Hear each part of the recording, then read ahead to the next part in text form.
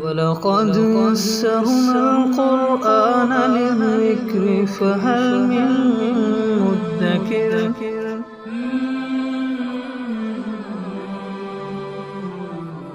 سورۃ القدر۔ اعوذ باللہ من الشیطان الرجیم، بسم اللہ الرحمن الرحیم۔ انا انزلناہ فی لیلۃ القدر، یقیناً ہم نے اس قرآن کو لیلۃ القدر میں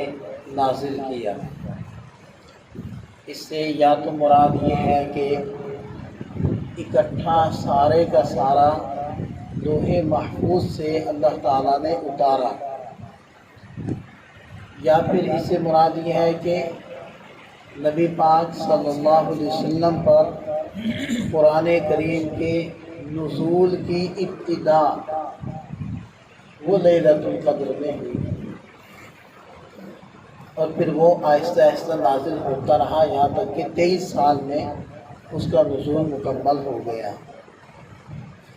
وما ادراک ما لیلۃ القدر، اور تمہیں کیا پتا کہ لیلۃ القدر کیا ہے؟ لیلۃ القدر خیر من الف شہر، لیلۃ القدر تو 1000 مہینے کی عبادت سے افضل ہے، بہتر ہے۔ اور یہ ایک رات ہے جو رمضان المبارک کے تیسرے عشرے کی طاق راتوں میں سے ایک رات ہوتی ہے، اور یہ خصوصیت کے ساتھ اس امت کی فضیلت اور اہمیت کو بیان کرتی ہے کہ پہلی قومیں ان کی لمبی عمریں تھیں، زیادہ عبادت تھی۔ اس امت کے دل کے اندر یہ خیال آیا کہ ہماری تو عمر ہی تھوڑی ہے، ہم اتنی زیادہ عبادتیں کیسے کر سکتے ہیں؟ تو اللہ تعالیٰ نے ایک رات ایسی عظیم الشان عطا فرما دی کہ صرف اس کی عبادت کر لی جائے تو 84 سال سے بھی زیادہ عبادت کرنے کا ثواب اس وقت مل جاتا ہے۔ اور یہ تو ایک مرتبہ اگر مل جائے تب ہے، اگر کسی کو ہر سال ہی ملتی رہے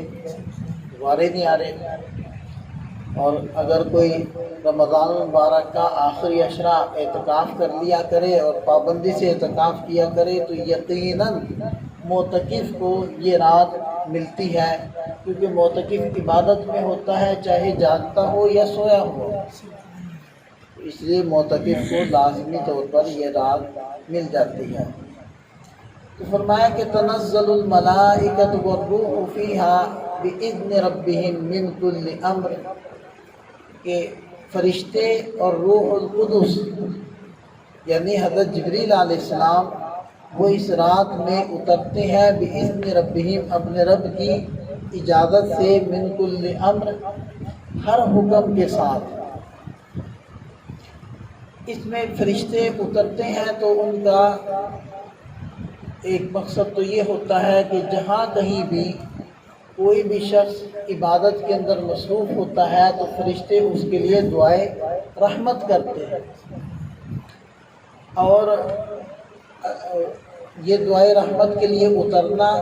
اس کے اندر بھی اللہ تعالیٰ کی حکمتیں ہیں۔ علماء اور مفسرین یہ بھی فرماتے ہیں کہ جب اللہ تعالیٰ نے ابن آدم کو پیدا کرنے کا ارادہ فرمایا تھا تو فرشتوں کے سامنے اس ارادے کا اظہار فرمایا، تو فرشتوں نے کہا تھا کہ اے اللہ، نحن نسبح بحمدک ونقدس لک، تیری تسبیح و تقدیس کے لیے تو ہم موجود ہیں،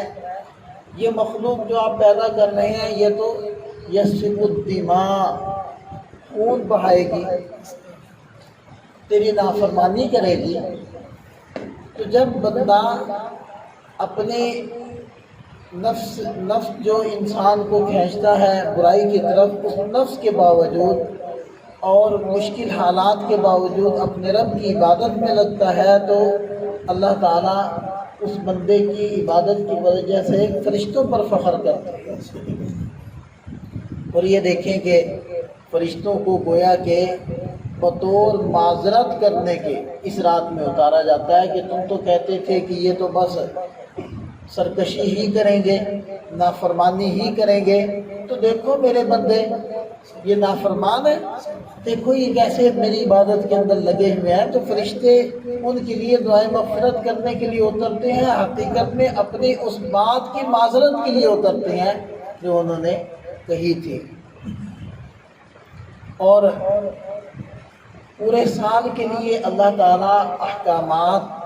فرشتوں کو عطا فرما دیتے ہیں تاکہ اس کے مطابق وہ فرشتے ان احکامات پر عمل کرتے رہیں۔ جو پورا سال ہونا ہوتا ہے وہ فرشتوں کو دے دیا جاتا ہے یا بتا دیا جاتا ہے، تو یہ مطلب ہے من کل امر، ہر حکم کے ساتھ وہ اترتے ہیں۔ سلام، یہ رات سلامتی ہی سلامتی ہوتی ہے، یا حتی مطلع الفجر، یہاں تک کہ فجر طلوع ہو جائے، تو فجر کے طلوع تک اس میں اللہ کی رحمت برستی رہتی ہے۔ اللہ تعالیٰ ہم سب کو یہ رات نصیب فرمائے، اور اس رات میں جو عظیم الشان یہ قرآن نازل ہوا تھا، اللہ تعالیٰ ہمیں اس کے ساتھ بھی محبت، الفت، فہم، تدبر کا تعلق نصیب فرمائے۔